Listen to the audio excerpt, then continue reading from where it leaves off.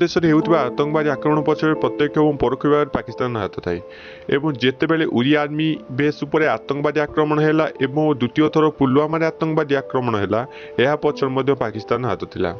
प्रथम थर आक्रमण पर सर्जिकल स्ट्राइक और द्वितीय आक्रमण पर एयर स्ट्राइक करागला।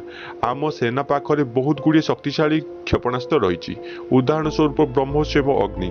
तापर भी आम क्षेपणास्त्र व्यवहार नक आम आर्मी जवान एवं फाइटर प्लेन गुड़ी कौन पर सीमार सेपट को पठाइले आसतु जाना ए वीडियो। आमको प्रथम बुझा पड़ो क्षेपणास्त्र केउठार व्यवहार हुए। शत्रुर गोटे बड़ जगह को टार्गेट करने को हेले क्षेपणास्त्र व्यवहार हुए। जो दुईटी जगह ऑपरेशन करिवार थिला से दुईटी जगह जनगहलीपूर्ण थिला सेतिपाई आम सेना एवं आम गवर्नमेंट मिसाइल व्यवहार कले नहीं। द्वितीय होउछि कि क्षेपणास्त्र प्रयोग द्वारा यह एक बड़ युद्धर रूपरेख नहीं पाई था। मनकर भारत पटु जदि गोटे साधारण क्षेपणास्त्र भी पाकिस्तान पका जाता पाकिस्तान विपरीत परमाणु मिसाइल भारत पर व्यवहार करता यह एक बहुत बड़ युद्ध को आमंत्रण करता।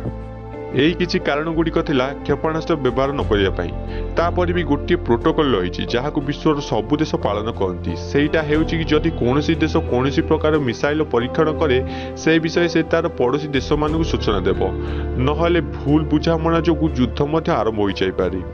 परंतु भारत गोटे मिसाइल परीक्षण करने को जाउछि से तार पड़ोसी देश पाकिस्तान और चाइना को ए विषय अवगत करब। सेहीपरि भाव में चाइना जदि गोटे मिसाइल परीक्षण करने को जाउछि से तार पड़ोसी देश भारत एवं पाकिस्तान को ए विषय अवगत करब कि पाकिस्तान जदि गोटे मिसाइल परीक्षण करने को जाउछि से भारत एवं चाइना को ए विषय अवगत करब। यह हेउछि सेही प्रोटोकॉल।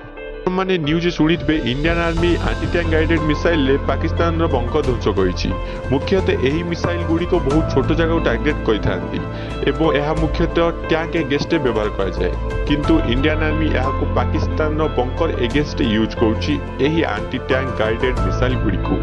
यही किसी कारण था जो भारतीय सेना एवं गवर्नमेंट मिसाइल प्रयोग कले ना। धन्यवाद।